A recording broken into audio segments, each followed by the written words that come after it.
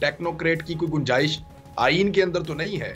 लोगों की जेबों में जितना भी हाथ डाल सकते हैं, यानी अब तो सुराख भी हो गए लोगों की जेबों में, तो वो सारा कुछ निकालने की, निचोड़ने की कोशिश हम कर रहे हैं। जादुल हक साहब, आप बताइए कि ये टेक्नोक्रेट की कोई गुंजाइश आईन के अंदर तो नहीं है, लेकिन क्या कोई माशी इमरजेंसी लगा के अगर कोई 2.5-3 साल के लिए कोई हुकूमत बनाने की कोशिश की जाए, अव्वल तो इसके ऊपर कोई सॉलिड इंफॉर्मेशन अभी तक मौजूद नहीं है, लेकिन मुख्तलिफ सोर्सेज क्लेम कर रहे हैं, कुछ लोगों को बुलवा कर मुलाकातें भी की गई हैं। तो क्या पाकिस्तान में अब टेक्नोक्रेट हुकूमत कोई हल हो सकती है मसाइल का, या हम मजीद धंसते चले जाएंगे?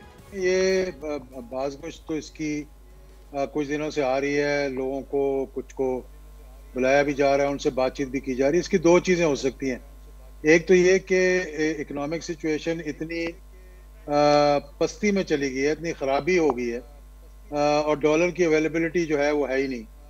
तो ये भी हो सकता है कि कुछ लोगों को बुलाया गया हो जो कि फाइनेंशियल एक्सपर्ट्स हैं, उनसे कोई राय लेने के लिए कि जी what is the way out. लेकिन जब नॉन पॉलिटिकल फोर्सेस पॉलिटिकल फैसले करती हैं तो कहीं ना कहीं गलती खा जाती हैं, क्योंकि उन्होंने कोई पॉलिटिकल इनपुट तो लेना नहीं होता। जैसे कि रजीम चेंज के वक्त हुआ था, उस वक्त भी एक गलती हुई थी जिसका एतराफ़ जिस तरह के परवेज़ मुशर्रफ साहब ने कर लिया था कि मैंने एनआरओ देख के सबसे बड़ी गलती की अपने करियर की, यानी सियासत में। तो इसी तरह से ये भी एक दिन आपको मालूम होगा कि रजीम चेंज थी जो करवाई गई, वो भी एक बहुत बड़ी गलती थी।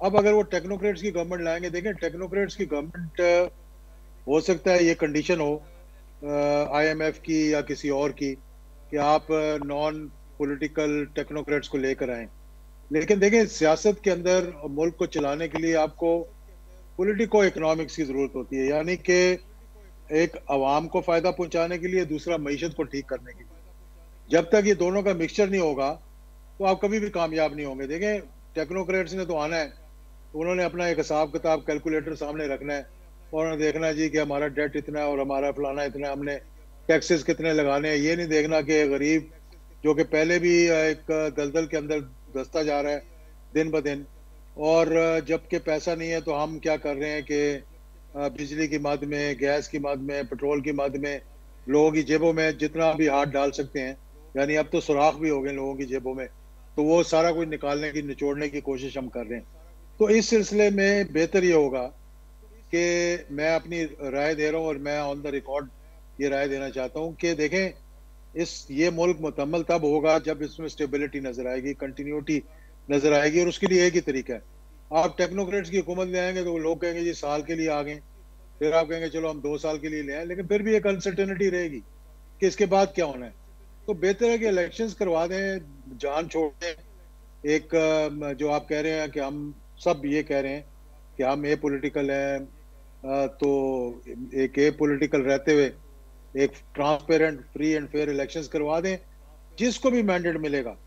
हम नहीं कह रहे कि किसको मैंडेट मिलना चाहिए। माशाल्लाह पाकिस्तान की 13 जमातों का एक गुलदस्ता बना हुआ है, लाजमी बात है इनके असर और रसूख है। इन्होंने 35-40 साल से ये सियासत के अंदर हैं, इनकी अब 3rd जनरेशन जो है वो सियासत में आ चुकी है, और बाकी भी तैयारी करके बैठे हुए हैं।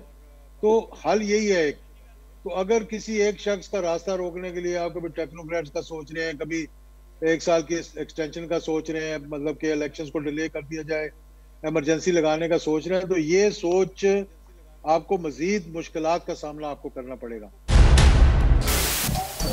सबसे बड़े चैनल बोल न्यूज के एंकर मखदूम शहाबुद्दीन के प्रोग्राम अब बात होगी ने रेटिंग के तमाम रिकॉर्ड्स तोड़ दिए। मैं हूं मखदूम शहाबुद्दीन और आप देख रहे हैं अब बात होगी। 46% नाजरीन ने बोल न्यूज को देखा, सोशल मीडिया पर भी सबने ज्यादा देखा।